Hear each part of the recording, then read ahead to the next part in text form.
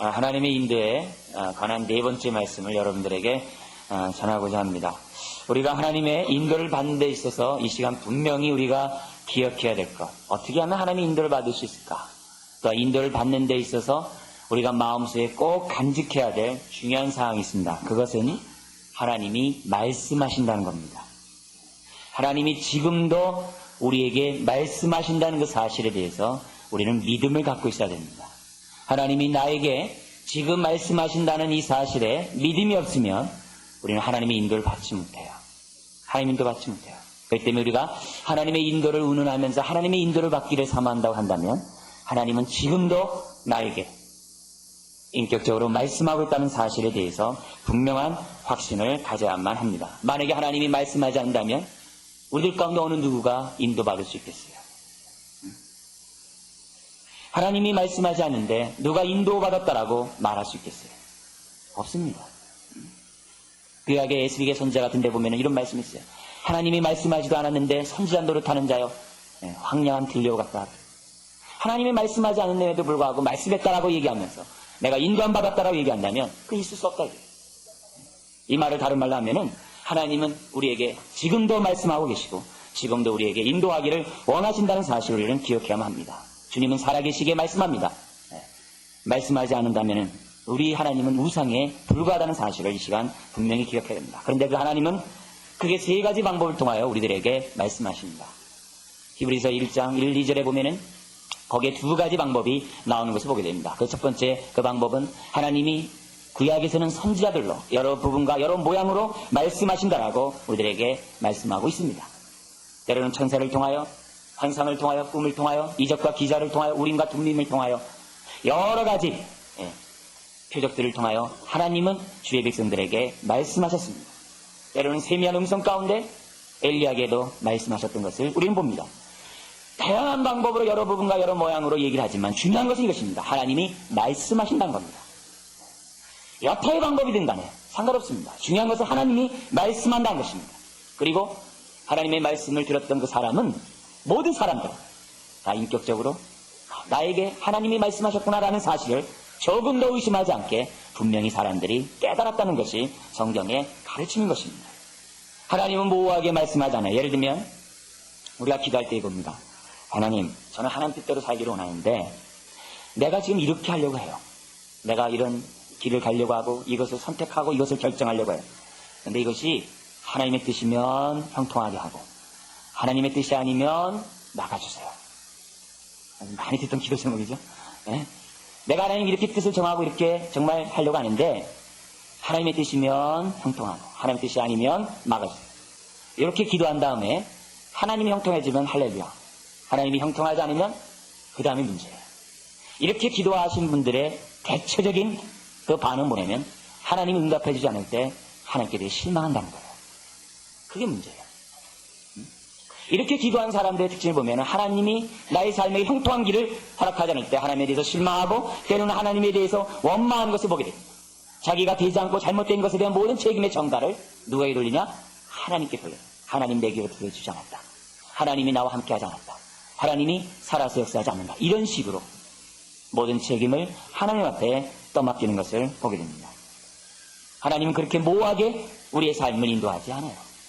성경 역사를 보면 항상 먼저 말씀하세요. 하나님의 음성을 듣기로 오는 사람들에게 먼저 말씀하세요. 노아에게 먼저 말씀하고 방주를 치라 해요. 모세에게 먼저 말씀하고 성막을 치라고 해요. 모든 사람들에게 먼저 말씀하고 해요. 아브라함에게 말합니다. 내가 지시할 땅으로 가라. 먼저 말씀하고 인도하십니다. 근데 사람들은 조급증이 있어요. 사람들은 자기 마음대로 하고자 하는 죄성이 있어요. 사람들은 하나님을 자기가 조정하려고 하는 욕심이 있어요. 성급하게 일들을 그르치는 것을 보게 됩니다. 하나님은 업무적으로 어떤 일이 있을 때만 하나님의 개입하는 그러한 인도를 하나님 원치 않아요. 평상시에 하나님과 친밀한 교제 속에 하나님과 사랑의 관계 속에서 하나님 우리를 인도하기 원하시지, 멀쩡하게 가만히 있다가 어떤 일이 있을 때만 하나님께 기도하고 하나님 응답해달라고 하고 또 하나님 잊어버리고 이런 식으로 하나님의 인도함 받는 것을 하나님 원치 않는다는 겁니다. 하나님은 우리와 긴밀한 사랑의 줄을 갖고 있는 가운데 우리의 삶을 인도하기 원한다는 사실을 우리는 기억해야만 한다는 겁니다. 하나님 먼저 말씀하세요. 그렇기 때문에 이 원칙 우리가 믿고 기다려야 돼요. 하나님의 뜻이 무엇입니까? 오랜 시간 걸릴 수 있어요.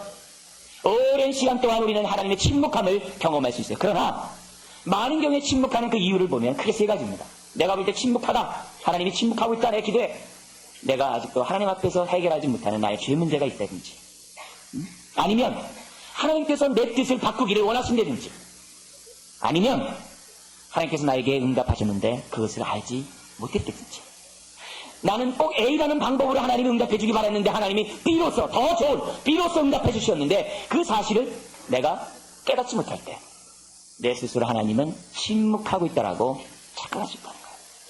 그렇기 때문에 우리가 하나님께서 먼저 말씀하시고 인도하시는 그 하나님의 원칙을 우리가 분명히 믿고 있다고 한다면, 그런 가운데서 하나님께 기도했음에도 불구하고 하나님이 얼굴을 가리시는 것 같은 그런 분위기를 나에게 또 내가 경험하고 있다면 세 가지 중에 하나예요. 제 문제라고 한다면 성령님께서 깨닫게 하셔서 그 문제를 회개하게 하고, 그리고 내가 갖고 있는 이 뜻을 하나님이 조정하기 원하고 내 뜻을 이렇게 바꾸기를 원하시는, 내 뜻이 아니라 하나님의 뜻에 맞추기를 원하신다고 한다면 나로 하여금 돌이킬 수 있는 깨달음을 달라. 아니면 나에게 더 좋은 것을 주었음에도 불구하고 나는 그냥 내가 갖고 있는 그 기도에 파묻혀서 하나님의 응답을 듣지 못하는 그러한 어리석은 나의 모습인가를 우리는 돌이켜보면서 무엇이 올바른 것인지 우리는 생각해봐야만 한다는 것입니다. 두 번째로 하나님의 인도하시는 방법을 보면은 신약에서는 예수 그리스도를 통하여 말씀하셨다라고 얘기합니다. 히브리서 1장 2절이죠. 신약에서는 말씀을 예수 그리스도를 통하여 우리에게 말씀했다는 거죠. 주님의 제자 중에 빌립이라는 사람이 있었습니다. 빌립이 3년 반 동안 주님을 쫓아다녔습니다. 주님이 다시금 하나님 앞에 가겠다고 얘기를 합니다. 고별 인사를 합니다. 그때 빌립이 얘기합니다. 주여, 아버지를 우리에게 보여주옵소서. 그리하면 족하겠나이다. 빌립이 예수님에게 얘기하는 겁니다. 아버지를 보여주소서. 그러자 주님이 말씀합니다. 빌립아, 내가 이렇게 오래 너희와 함께 있을 때 내가 나를 알지 못하느냐? 나를 본 자는 아버지를 보았거늘 어찌하여 아버지를 보이라 하느냐? 나는 아버지 안에 있고 아버지는 내 안에 계신 것을 내가 믿지 아니하느냐? 내가 너희에게 이른 말이 스스로 하는 것이 아니라 아버지께서 내 안에 계셔 그의 일을 하시는 것이라. 무슨 말입니까? 하나님은 아들을 통하여 말씀하신다는 겁니다. 모세가 가시떨기에 떨어진 그 불꽃을 통하여 하나님을 봤던 것처럼 주님의 제자들은 예수 그리스도를 통하여 누굴 봐야 된다는 거예요? 하나님을 봐야만 한다는 것입니다. 주님의 말씀 자체가 주의 말씀이 아니라 뭡니까? 하나님의 말씀이라는 겁니다. 물론 일체이기 때문에 다 같은 얘기지만 주님이 하시는 그 모든 것들은 내가 스스로 하는 것이 아니요 아버지께서 나에게 말씀하신 것을 내게 말씀했다는 것입니다. 구약의 백성들이 선지자를 통하여 하나님의 음성을 듣듯이 주의 제자들은 예수 그리스도를 통하여 하나님의 음성을 들어야만 하는 것입니다. 때로는 주님의 이적과 표적을 통하여 하나님의 음성을 들어야만 한다는 것이죠. 그래서 끊임없이 우리 주님은 말씀하시고 끊임없이 이적과 능력을 행하셨어요. 왜요? 그것을 통하여 하나님을 계시하기 위해서. 또 하나의 계시 방법이 뭡니까? 하나님이 말씀하시는 방법이 뭡니까? 그것은 사도행전 이후로 지금까지 오늘날까지 우리에게 말씀하시는 방법이 있어요. 그것은 바로 성령을 통하여 오늘 우리들에게 말씀하고 계시다는 겁니다. 요한복음 14장 26절에 보혜사 곧 아버지께서 내 이름으로 보내실 성령 그가 너희에게 모든 것을 가르치시고 내가 너희에게 말한 모든 것을 생각나게 하시리라. 누가요? 보혜사 성령님이. 하나님은 성령을 통하여 오늘 우리들에게 말씀하신다는 겁니다. 요한복음 16장 7절 8절에도 말합니다. 내가 너희에게 실상을 말하노니 내가 떠나가는 것이 너희에게 유익이라. 내가 떠나가지 아니하면 보혜사가 너희에게 오시지 아니할 것이요 가면 내가 그를 너희에게 보내리니 그가 와서 죄에 대하여 의에 대하여 심판에 대하여 세상을 책망하시리라. 그분이 오셔서 말씀하시겠다는 겁니다.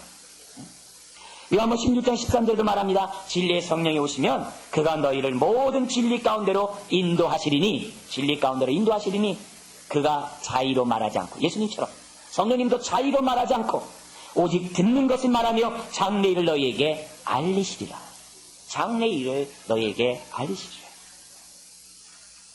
그러므로 우리가 예수 그리스도를 통하여 하나님을 만나는 것처럼 오늘 성령님을 통하여 하나님을 만나는 것입니다.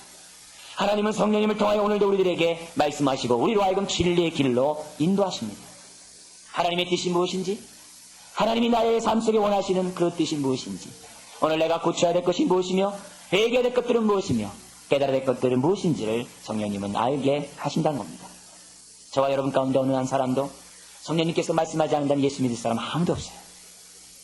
저와 여러분들이 예수 그리스도를 믿고 이 자리에 나왔다는 사실 자체가 성령이 나에게 말씀하셨다는 것이고 나는 그 성령의 음성을 듣고 주님 앞에 나왔다는 겁니다. 성령 없이는 예수 믿을 사람 없어요. 성령 없이는 회개할 사람 없어요. 성령 없이는 하나님의 말씀을 들어도 깨달을 수 없고 하나님의 말씀을 읽어도 하나님의 음성을 들을 수가 없어요. 진리의 인도함은 성령 없이는 되지 않는 것입니다. 하나님은 오늘도 말씀하십니다. 성령님을 통하여 지금도 말씀하십니다. 자, 그렇다면 성령님이 어떠한 방식으로 하나님을 우리들에게 말씀하고 있을까요? 성령님 어떤 방식으로, 성령님은 어떤 방식으로 하나님이 오늘도 우리에게 말씀하고 있다는 것을 우리가 알고 깨닫게 하고 있으니까 크게 네 가지 방식을 성령은 사용하고 있는 것을 보게 됩니다. 네 가지 방식을 통하여 성령님은 지금도 우리에게 말씀하고 계세요. 하나님이 나에게 뭐라고 말씀하고 있는지 성령님이 역사하고 있다는 것을 보여줍니다. 첫 번째는 성령님은 성경을 통하여 말씀하십니다. 성경을 통하여. 우리는 성경을 대할 때마다 하나님의 음성을 듣습니다. 왜요? 성령은 진리의 영이시기 때문입니다. 성령님 우리가 진리의 말씀을 대면할 때마다 우리의 마음을 감화 감동시킵니다. 우리의 마음의 눈을 밝게 합니다. 하나님의 뜻이 무엇인지 분별하게 합니다. 그렇기 때문에 우리가 하나님의 음성을 듣기로 원한다고 한다면 우리는 성령께 기도해야 됩니다. 성령님, 내가 오늘 하나님 말씀을 대면합니다. 하나님의 말씀을 듣습니다. 오늘 선포되는 하나님의 말씀 가운데 하나님의 음성을 들을 수 있도록 내 마음의 눈을 밝히 열어 주시옵소서. 하나님의 기이한 법들을 발견할 수 있도록 하나님 나를 도와주십시오. 말씀을 들을 때나 읽을 때나 내 눈을 열어주시고 하나님이 나에게 말씀하시는 주의 음성을 들을 수 있도록 하나님 도와주십시오. 우리는 성령께 기도하면서 우리는 하나님의 말씀을 대면해야만 한다는 것입니다. 그러면 진리의 영이신 성령님은 우리로 하여금 말씀을 대할 때마다 하나님의 음성을 듣게 한다는 거예요. 두 번째 방법은 기도를 통하여 말씀한다는 것입니다. 왜요?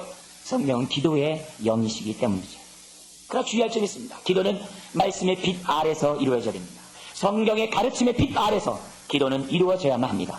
성경을 떠나서 성경의 가르침과 위배되는 가운데 하나님 앞에 기도하는 그거는 신비주의지. 성경에서 말하는 성경적인 기도는 아닌 것입니다. 그렇기 때문에 우리가 기도할 때마다 이것이 하나님의 선하시고 기뻐하시고 온전한 뜻과 부합하는지 그렇지 않은지를 우리는 생각하면서 기도해야 돼요. 나에게 이런 문제를 놓고 기도합니다.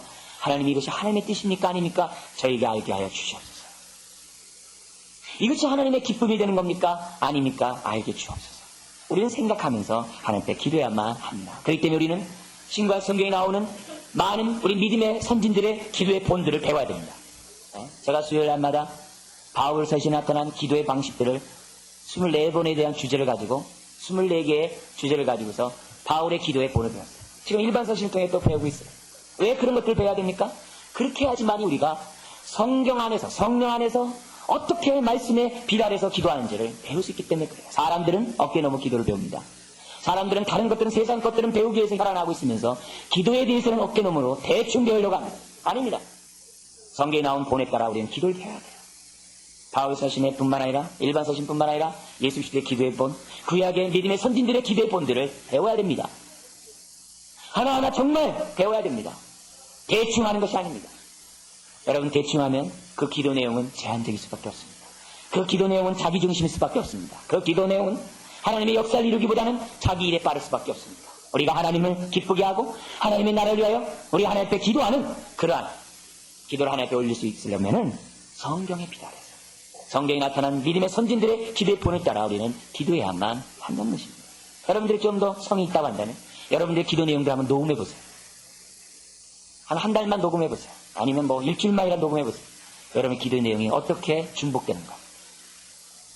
너무나도 많은 부분에 있어서 기도가 자라가지 않고 기도의 깊이와 넓이와 길이가 그 높이가 너무나도 빈약한 것을 보게 됩니다.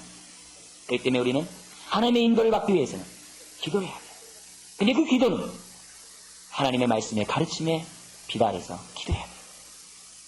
보다 더 자세히 하기 위해서 우리는 성경에 나타난 기도의 본들을 배워야만 한다는 것입니다. 비록 분주하고 비록 우리가 사는 것이 바쁘고 정말 이 세상 것이 정말 내가 너무나 눈꼴 뜰 새 없는 그런 긴박한 세상이지만 그러면 그럴수록 우리는 기도하는 시간들을 가져야 됩니다. 기도하는 시간 가져야 돼요. 기도하는 시간 가져야 됩니다. 그리고 계속 기도를 배워야 됩니다. 어떤 기도를 하나님이 원하시는지 주기도문에 의해서 많이 기도하는 것이 아닙니다. 우리들의 마음속에서 정말 하나님의 확실한 인도를 받기 위해서는 우리는 기도에 게을리해서는 안 될 것입니다. 하나님은 기도를 통하여 오늘도 말씀하십니다. 세 번째 말씀하신 방법은 주변 환경을 통하여 말씀하고 있다는 겁니다. 그래서 성령님은 주변 환경에 일어나는 일들에 대해서 민감하게 합니다. 주변 환경에 일어나는 그 일에 대해서 하나님의 뜻이 무엇인지 분별하도록 합니다. 왜냐하면 환경을 주관하시는 영이시기 때문에 그럽니다. 그러나 환경에 대한 인도는 참으로 조심해야 됩니다. 그래서 제가 하나님의 인도를 받으면서 지난 몇 번의 설교를 하면서 말씀과 기도 외에는 전하지 않았어요. 왜요? 처음 신앙생활하는 사람들이 말씀과 기도의 기초 위에 서야 되기 때문에 말하지 않았어요. 그러나 제가 그동안 많이 얘기했기 때문에 지금 더 플러스를 하는 겁니다. 환경 인도가 있어요. 환경 인도가 있습니다. 그런데 이 환경의 인도는 조심해야 돼요. 가장 많이 우리 샘플로 되는 것이 뭡니까? 요나죠. 네? 요나가 하나님의 말씀합니다. 요나야, 이스라엘을 압제하고 이스라엘 괴롭히는 저 아수르에 가서 복음을 전하라. 회개하라. 회개하지 않으면 아수르를 멸망할 것이다. 니느웨를 가라. 근데 그 당시에 여로보암 왕 2세 때 요나가 사역하고 있었는데 그때 이스라엘은 참으로 여러 가지 고통 가운데 위협 속에 정말 어려움 가운데 있었던 상황이었습니다. 그리고 아수르는 그때 막 계속적으로 막 부강해지려고 하는 그런 상황이었어요. 그런 가운데 요나는 가기 싫었어요. 어떻게 적국의 나라에 가서 회개하라고 하네. 그들은 멸망받아 싼데 내가 어떻게 그들에게 회개의 메시지를 선포할 수 있냐 했어요. 그래서 도망갑니다. 어디로 도망갑니까? 니느웨로 가는 게 아니라 반대쪽인 다시스로 도망가려고. 지구 끝인 다시스로 도망가려고. 근데 도망가려고 딱 보니까 그 당시 오늘날 같이 교통편이 배편이 이렇게 늘 있는 게 아니에요. 풍랑에 따라서 있고 없고 그날의 날씨에 따라 있고 없고 잘 없어요. 딱 갔는데 마침 다시스로 가는 배가 딱 출발하려고 하는 거예요. 아, 전하지 않는 것이 하나님의 뜻인가 보다. 환경에 인도 안 받는 것이 이렇게 위험해요. 환경에 인도 안 받는 것은 말씀과 기도 다음에 우리가 생각해야 될 영역이지 그걸 무시하고 먼저 환경에 인도 안 받는 것은 매우 위험합니다. 소경을 쫓아가는 소경과 다를 바가 없을 수 있어요. 응? 그러나 하나님은 환경을 통해서 역사합니다. 왜요? 요나가 도망갈 때 하나님은 환경 역사했어요. 폭풍이 불게 했어요. 배가 파손하게 됐어요. 모든 재산을 다 던졌어요. 그래도 배는 잠잠하지 않았어요. 폭풍은 계속 이는 거예요. 그러자 요나가 깨닫습니다. 이렇게 된 영혼은 낫답니다. 나를 바다에 던져라. 환경을 통하여 하나님이 간섭하시는 하나님의 음성을 들었던 것입니다. 그 열과 요나를 던지자 풍랑은 잔잔했고 사람들은 하나님을 찬양했던 거죠. 제가 이전에 말씀했죠. 우리의 응답은 나만 좋으면 되면 안 된다 그랬어요. 우리의 응답은 공동체 유익이 있어야 돼요. 우리의 응답은 하나님의 나라의 확장에 유익이 있어야 돼요. 나 혼자만 좋고 주변 사람이 힘들고 나 혼자만 잘 되고 하나님 나라는 죽어들고 그건 응답이 아니에요. 응답은 나뿐만 아니라 내 주변의 모든 사람들 유익한 것이 응답이에요. 신앙생활은 나 혼자 잘하는 것이 신앙생활이 아니에요. 내가 잘되면 내 주변 사람이 복 받는 게 신앙이에요. 나를 통하여 아브라함의 복이 주변 사람들이 받는 것이 신앙이에요. 나 혼자 잘 믿는 거 무슨 의미가 있어요? 아무런 그런 의미가 없어요. 그것은 잘못된 신앙이에요. 하나님은 환경을 통하여 말씀합니다. 요나는 그것을 깨달았다는 거예요. 그렇기 때문에 우리는 주변의 일련의 환경들을 주의 있게 봐야 됩니다. 특별히 나의 삶의 고난과 어려운 일들이 나에게 파도처럼 밀려올 때 우리는 하나님의 안목에서 봐야 됩니다. 성령님께 물어봐야 됩니다. 성령님, 나에게 도대체 무엇을 말씀하시려고 합니까? 나에게 왜 이런 어려운 환경과 이런 고통의 시간들이 나에게 끊이지 않는 것입니까? 하나님, 주의 뜻이 무엇입니까?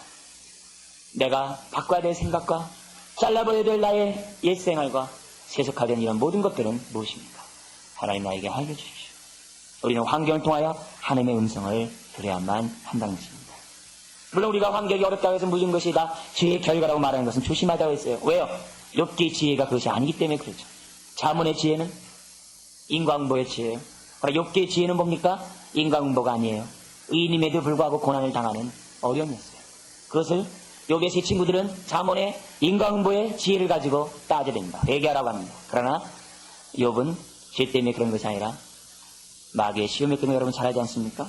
이런 의미에서 모든 어려움이 인과응보를 해결할 수 있는 것은 아닙니다. 그러나 그 어려움의 환경은 누가 잘합니까? 내가 잘합니다. 그 누구보다도 내가 잘합니다. 나에게 왜 이런 어려운 일이 있는지 내가 잘합니다. 여러분 정도를 버려야 됩니다. 순리대로 풀어야 됩니다. 성령이 기뻐하는 행동을 해야 됩니다. 하나님의 마음에 시험케 하는 행동을 해야 돼요.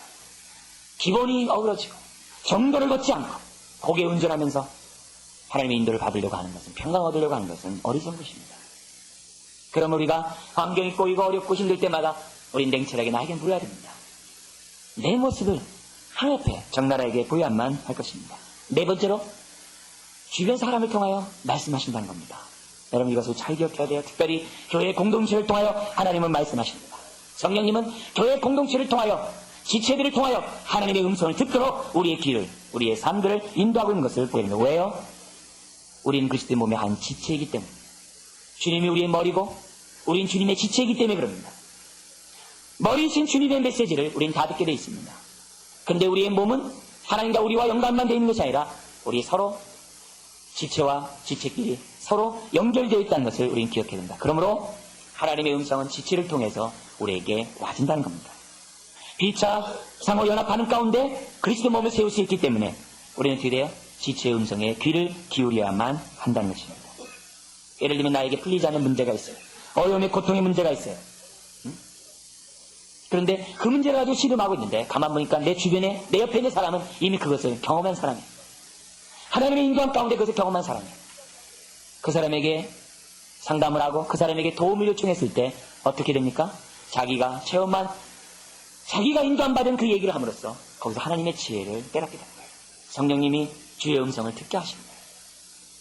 그래서 우리는 지체들의 말들을 들어야 됩니다. 지체를 무시하거나 소홀히 하는 것은 하나님의 음성을 듣지 않겠다고 작정하는 것과 마찬가지입니다. 오늘은 하나님께서 오늘도 여전히 지체를 통하여 역사하십니다. 그래서 교회를 세우신 거예요. 그리고 우리는 한 지체로 엮어놓은 겁니다. 나 혼자 독단적으로 일을 처리하기보다는 많은 경험을 갖고 있는 주변의 사람들과 함께 우리는 주의 음성을 듣는 것이 필요합니다. 오늘 본문을 보십시오. 우리 15장 22절에서 29절입니다. 15장 22절에서 29절에 보면은 우리가 다 읽었던 내용 중에 한번 22절을 보십시오. 같이 한번 읽어볼까요? 이에 사도와 장로와 온 교회가 그 중에서 사람을 택하여 바울과 바나바와 함께 안디고로 보내기를 가결하니 곧 형제 중에 인도자인 바사바라 하는 유다와 실라다. 거기 보면 바울과 바나바와 함께 안디오로 보내기를 뭐 한다고요? 뭐 한다고 했습니까? 가결하니. 가결하니라는 단어를 기억하십시오. 그리고 28절을 보십시오. 같이 한번 읽어볼까요? 성령과 우리는 이 요긴한 것들 외에 아무 짐도 너희에게 지우지 아니하는 것이 뭐라고요? 가한 줄 알았니. 이 말은 다 같은 말입니다. 이 말이 같은 말이 우리 성경에서는 뭐냐면 이렇게 가결한다, 가한 줄 안다 이렇게 번역을 했어요. 그러나 그 말의 본뜻은 이겁니다. 이렇게 하는 것이 가장 좋게 여겨서 선택했다 이 뜻입니다. 여러분 사도행전 13장 2절에 보면은 하나님이 바울과 바나바를 처음으로 선교사로 파송할 때에는 성령이 그를 따로 세워서 파송하라고 했어요. 그런데 15장 6년이 지난 다음에 15장에 다시 바울과 바나바를 파송하는 데 있어서 어떻게 파송을 했냐면은 가결했다. 바울과 바나바를 다시 보내는 것이 좋게 여겨서 교회가 만장일치로 가결해서 그를 보냈다. 그렇게 하면 좋겠다 해서 이게 바로 하나님의 인도요. 이것이 바로 공동체를 통해 나타난 하나님의 부르심이라는 거예요. 네?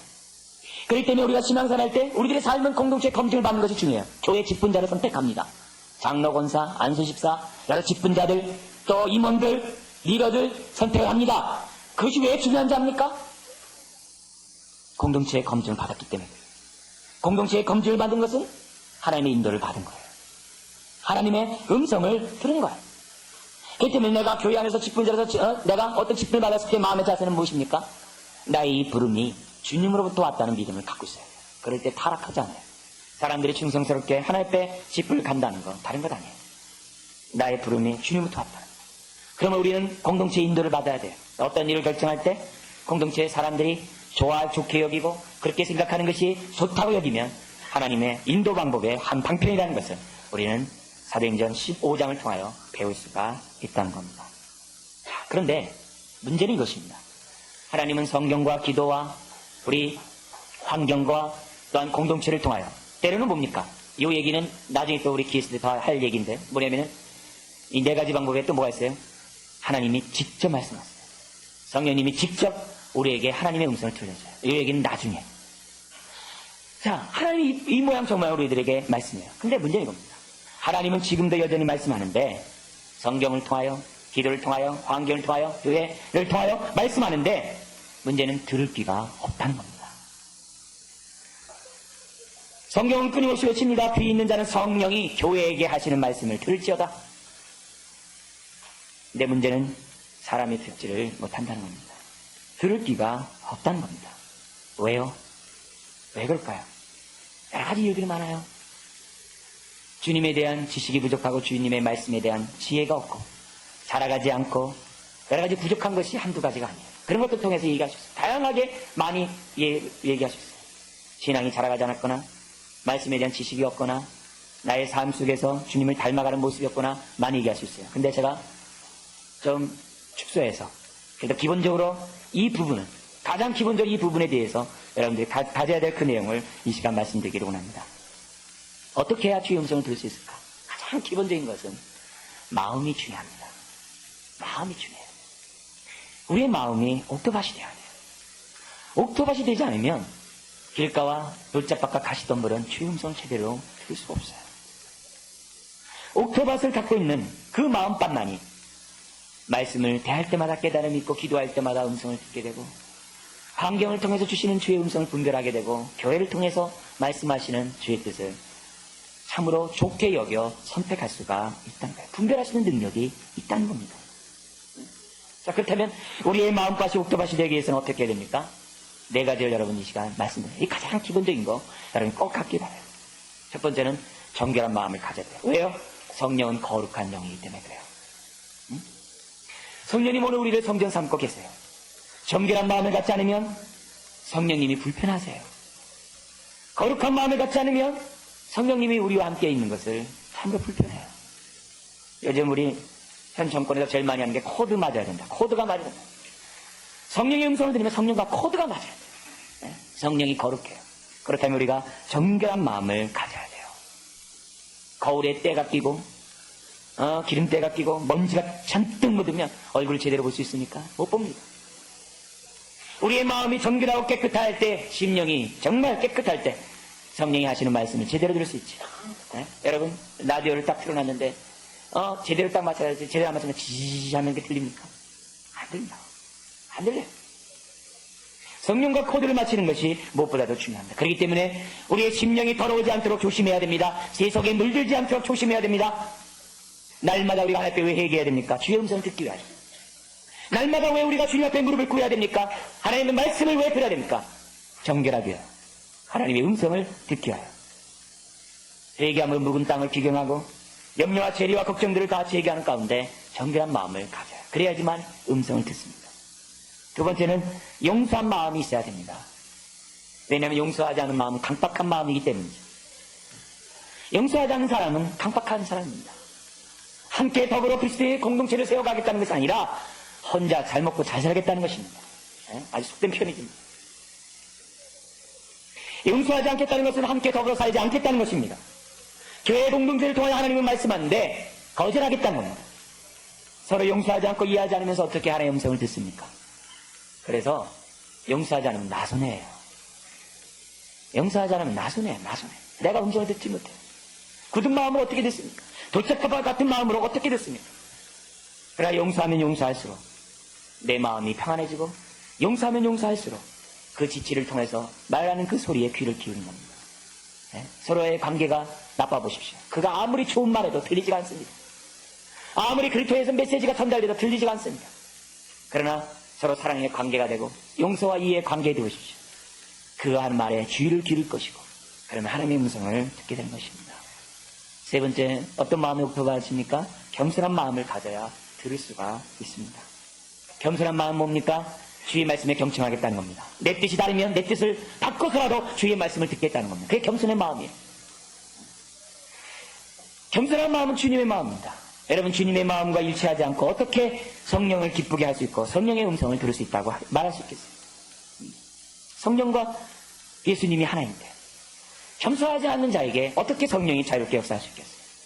겸손하지 않는다는 것은 교만하다는 거 아닙니까? 교만한 사람이 어떻게 주의 음성을 듣습니까? 자기밖에 없는데. 교만의 극치는 자기 중심인데. 내가 최고라는데. 내가 잘났다는 겁니다. 나만이 탁월하다고 얘기하는데. 겸손한 마음을 갖지 않으면 주의 음성을 들을 수가 없습니다. 남을 용서하는 마음, 겸손한 마음입니다. 남의 말에 귀를 기른 사람, 겸손한 사람입니다. 겸손하지 않는 사람, 성령 충만한 것이 아니라 성령이 소멸됩니다. 소멸되면 주의 음성을 들을 수가 없어요. 들을 수가 없어요. 네 번째로 어떠한 마음이 옥토밭이요? 어떤 마음이 주의 음성을 들을 수 있습니까? 주님의 말씀이라면 즉각적으로 순종하고자 하는 그런 마음. 그런 마음. 깨달은 말씀대로 그 즉시 순종하겠다고 하는 그 마음이 바로 옥토밭이요. 그 마음이 성령의 음성을 듣습니다. 여러분, 즉각적인 순종을 하면 할수록 더 많은 순종을 하게 돼요. 즉각적인 순종을 하지 않으면 않을수록 그 심령은 무뎌집니다. 여러분, 아무리 작은 기계라 하더라도 쓰지 않으면 녹슬어 버립니다. 녹슨 그것은 제대로 활용하지 못합니다. 우리가 성령 안에서 지극히 작은 일에 끊임없이 순종하고 하면 할수록 우리는 더 큰 일에 순종할 수가 있습니다. 영적으로 무딘 사람의 특징이 뭡니까? 순종하지 않은 사람들입니다. 즉각적으로 순종하는 사람은 영적으로 민감합니다. 작은 일에 순종하는 사람 영적으로 민감합니다. 그러나 지지부지하고 잘 비를 미루고 나가는 사람들은 그 심령이 무딜 수밖에 없어요. 음성을 들을 수가 없어요. 우리는 지극히 작은 일에 즉각적인 순종을 하도록 해야 돼요. 작은 일에 순종해야 돼요. 작은 일. 하나님의 말씀이라고 한다면 그 즉시 순종을 해야 돼요. 이스라엘 백성이 홍해바다를 건널 때 그때가 홍수철이라 했어요. 강이 범람해요. 근데 주님은 가라는 거예요. 미리 홍해바다 쫙 갈라놓은 다음에 가라는 게 아니라 넘실거리는데 가라는 거예요. 어떻게 그들이 주의 말씀에 순종하고 요단강에 발을 내딜 수 있겠어요? 지금 막 물이 범람하는데 어떻게 여리고성을 돌 수 있겠어요? 우습잖아요. 근데 그들은 순종해요. 왜요?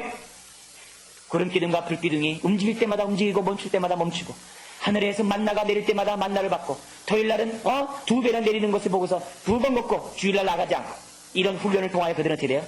순종하는 법을 배웠기 때문이라는 겁니다. 마라에 쓴물이 단물이 되는 것을 통하여 반석에서 물이 나오는 걸 통하여 점점 하나님 말씀에 순종하는 법들을 그들은 배웠던 것입니다. 그 결과 그들은 여리고성을 돌 뿐만 아니라 요단강 물이 범람한 그곳에 발을 내디딜 수 있었던 것을 보게 됩니다. 사랑하는 성도 여러분, 주의 인도가 그림의 떡이 되지 않도록 우리 기도합시다. 하나님의 인도가 그림의 떡이 되지 않도록 하나님 먼저 말씀하시고 하나님은 지금도 우리에게 말씀하고 있는데 우리가 조금이라도 경청한다면 하나님은 말씀하시는데 우리는 주의 음성을 듣고자 하는 마음의 자세를 가져야만 합니다. 또한 사랑의 관계를 무시하고 자기 혼자 살다가 필요할 때만 기도하는 그런 어리석은 행동을 하지 않기를 이 시간 다짐하시기 바랍니다. 친밀한 사랑의 관계가 그 무엇보다도 주님에게는 중요합니다. 그리고 지극히 작은 일에 있어서 우리가 민감하도록 하나님 앞에 기도하도록 합시다.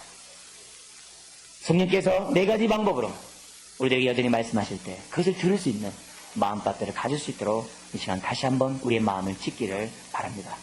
하나님은 지금도 성령님을 통하여 여전히 말씀하고 계시고 성령님은 지금도 우리 안에 내주하셔서 말할 수 없는 탄식 가운데 우리들에게 부르짖고 있다는 사실을 기억하고 탄식하시는 성령의 음성을 들을 수 있는 마음밭 되기를 우리 모두가 주의 이름으로 축원드립니다. 네, 기도하겠습니다. 하나님 아버지, 주의 음성을 여전히 우리들에게 들려지고 있는데 아버지 하나님 그것을 들을 길을 갖기를 원합니다.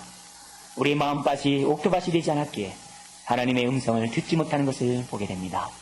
주님이여, 우리들의 마음밭이 주의 음성을 들을 수 있는 마음밭들이 될 수 있도록 하나님 축복하여 주옵소서. 제거할 것들은 제거하고 회개할 것은 회개하고 잘라버려야 할 것은 잘라버리고 아버지 하나님, 하나님의 음성을 듣고자 사모하게 하시고 몸부림치는 우리가 될 수 있도록 하나님 도와주옵소서. 그래서 아버지 하나님, 우리가 생생히 듣기를 원합니다. 아버지 하나님, 혼자 때에 듣는 것이 아니라 생생히 듣기를 원합니다. 주께서 함께 하시고 먼저 우리가 앞서가는 것이 아니라 먼저 말씀하시는 주의 음성을 듣고자 하는 겸손한 마음을 갖게 하시고 조급하지 않게 하시고 하나님을 조종하려 들지 않도록 도와주시고 모호하게 인도 안 받지 않도록 우리를 붙잡아 주옵소서. 머릿속인 주의 자녀를 축복하시고 오늘도 성령의 내주하심 속에 성령의 음성을 들으며 성령과 친밀한 주의 자녀들 다 될 수 있도록 하나님 축복하여 주옵소서. 믿사오며 예수님의 이름으로 기도드리옵나이다. 아멘.